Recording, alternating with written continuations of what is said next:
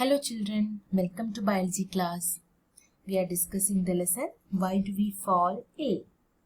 Last class we completed the portion Acute Diseases and Chronic Diseases.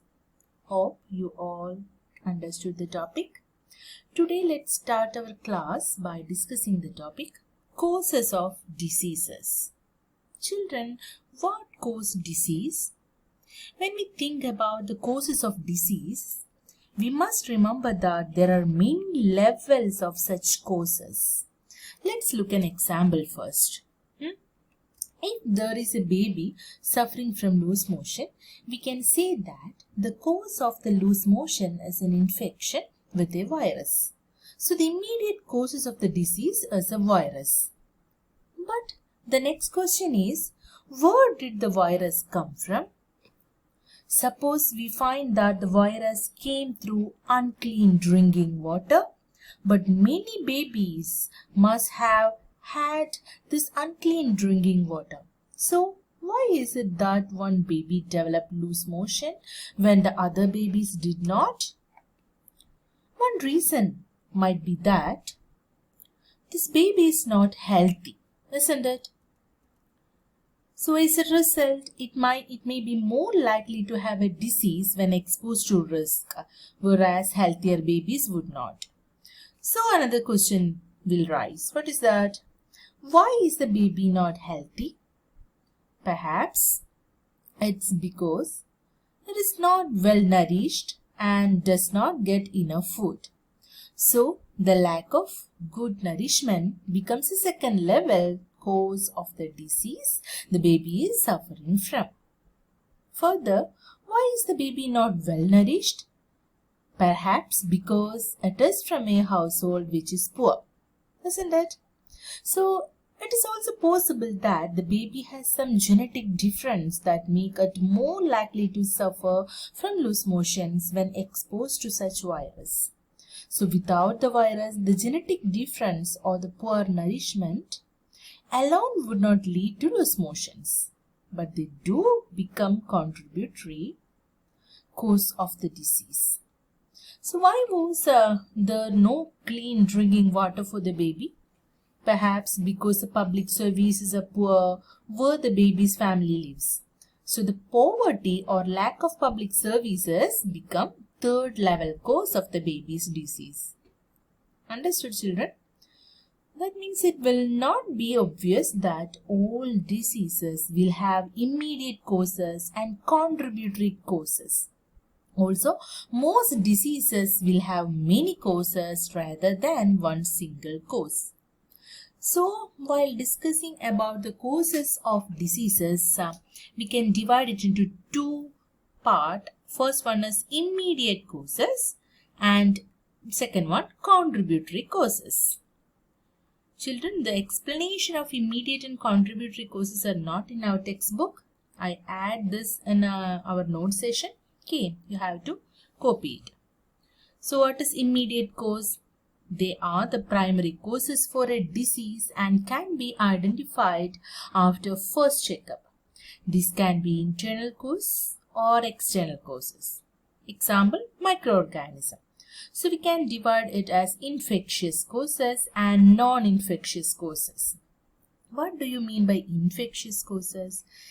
These are caused by external agents like viruses, bacteria and other microorganisms. So diarrhea and cholera are example. Non-infectious diseases means internal causes like genetic abnormalities, excessive weight, etc. give rise to non-infectious diseases. High BP and cancer are example. And while explaining about contributory causes, we know that these causes contribute to the occurrence of a disease. Maybe unhealthy conditions, improper public facilities and poverty will be the reason. So in unhealthy condition, let's explain consumption of contaminated food or water can be another cause of diseases. Lack of proper public facilities such as clean drinking water and food lead to diseases. Lack of nourishment can also lead to occurrence of diseases in a person. Clear, children? The causes of diseases. And the next topic in our textbook is infectious and non-infectious causes. As we have seen, it is important to keep public health and community health factors in mind when we think about causes of diseases. We can take that approach a little further. So it is useful to think of the immediate cause of the disease as belong to two distinct types. So one group of causes are infectious agents, mostly microbes or microorganisms. So diseases where microbes are immediate causes are known as infectious diseases. And this is because of the microbes that spread in the community, and the disease they cause will spread with them. So nowadays no need to explain more about infectious diseases, isn't it? We all are in the hand of COVID-19 coronavirus.